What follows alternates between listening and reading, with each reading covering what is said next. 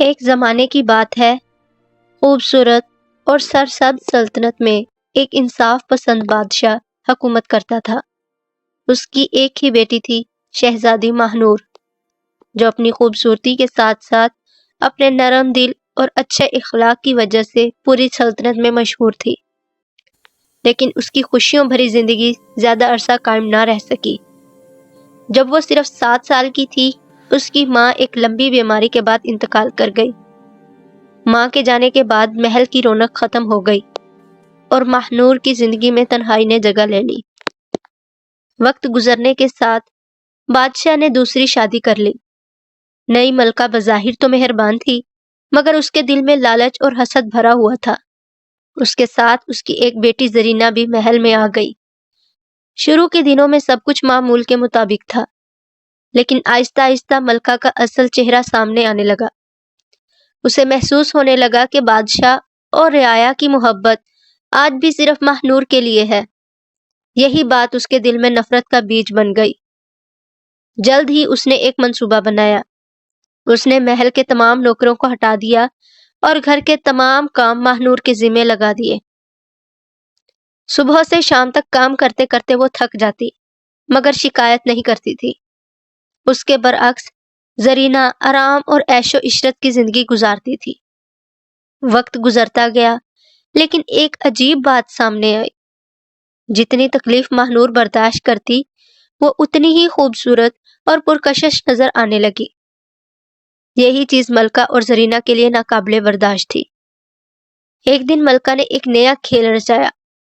اس نے دونوں لڑکیوں کو دریا پر مچھلیاں پکڑنے بھیجا اور کہا کہ جو زیادہ مچھلیاں پکڑے گی اسے انعام ملے گا، اور جو ناکام ہوگی اسے سزا دی جائے گی۔ زرینہ کو یقین تھا اسے کچھ نہیں ہوگا، اس لیے وہ سارا دن درخت کے نیچے آرام کرتی رہی۔ دوسری طرف ماہنور نے سخت محنت کی اور اس کی ٹوکری مچھلیوں سے بھر گئی۔ جب زرینہ نے دیکھا تو اس نے ایک چال چلی۔ اس نے ماہنور کو بہانے سے پانی کے کنارے بھیج دیا اور اس کی ساری مچھلیاں چرا کر گھر لے گئی۔ جب ماہنور واپس آئی اور خالی ٹوکری دیکھی تو وہ شدید پریشان ہو گئی اور رونے لگی۔ اسی وقت ایک پری اس کے سامنے ظاہر ہوئی۔ اس نے ماہنور کو تسلی دی اور جادو کے ذریعے اس کی ٹوکری دوبارہ بھر دی۔ ان مچھلیوں میں ایک خاص چمکتی ہوئی مچھلی بھی تھی۔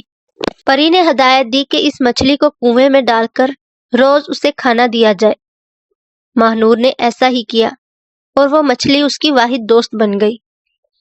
لیکن ایک دن ملکہ اور زرینہ نے اس راز کو دیکھ لیا۔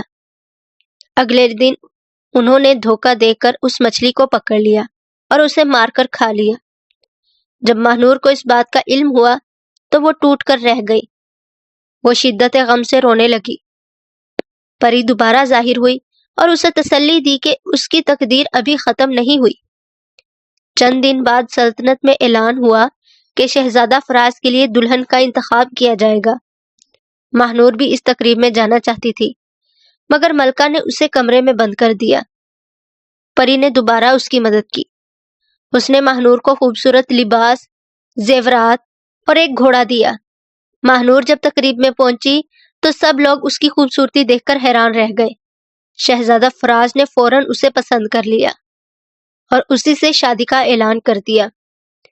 جلد ہی دونوں کی شادی ہو گئی اور کچھ وقت کے لیے ایسا لگا کہ ماہنور کی زندگی میں خوشیاں واپس آ گئی ہیں۔ لیکن اصل خطرہ ابھی باقی تھا۔ ایک دن ملکہ نے اسے بہانے سے اس کے پرانے محل بلایا۔ اس نے کہا کہ اپنے والد کی برسی کے لیے دعا کرنی ہے۔ وہاں جا کر اس نے ماہنور کو ایک درخت پر چڑھنے کو کہا، اور جیسے ہی وہ اوپر پہنچی اس نے درخت کاٹ دیا۔ ماہنور نیچے گر کر مر گئی اور اس کی لاش کو دریا میں بہا دیا گیا۔ ملکہ نے واپس جا کر شہزادے سے جھوٹ کہا کہ ماہنور دریا میں ڈوب کر مر گئی ہے۔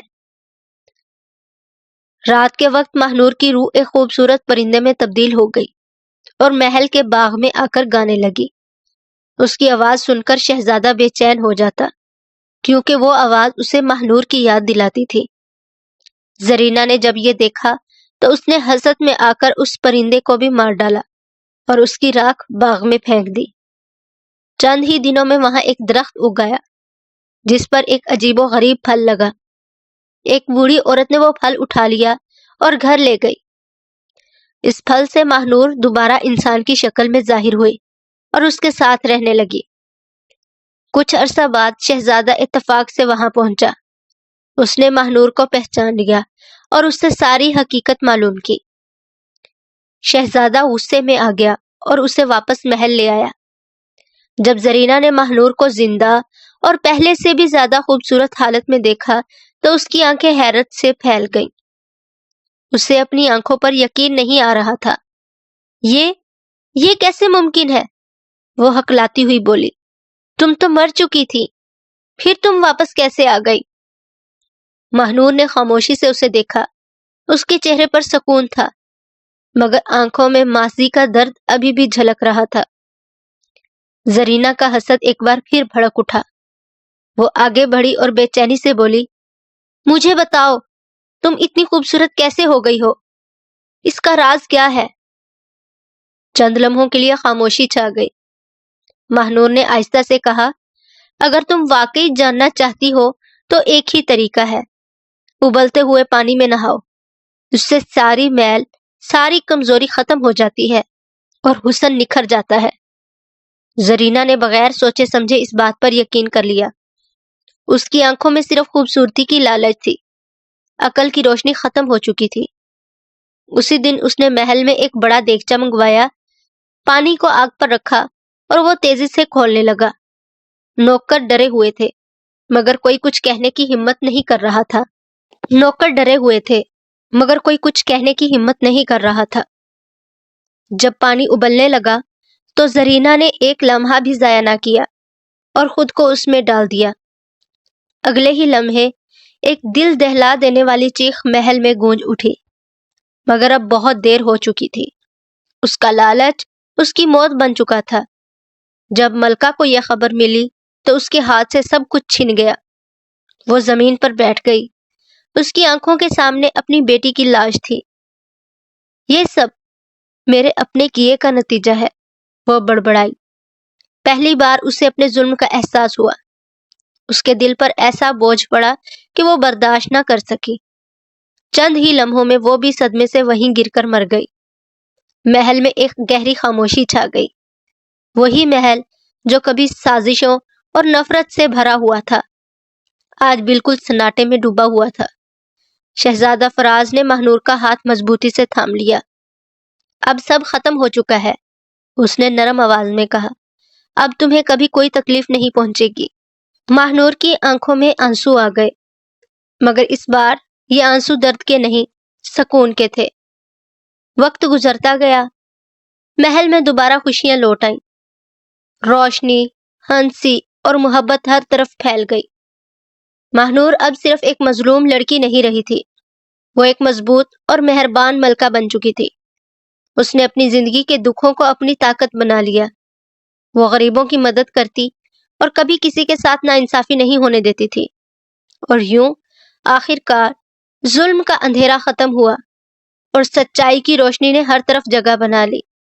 شہزادہ فراز اور شہزادی ماہنور ہمیشہ کے لیے ایک ہو گئے اور انہوں نے ایسی زندگی گزاری جس میں نہ کوئی خوف تھا، نہ کوئی دکھ، صرف محبت، سکون اور خوشیاں تھیں۔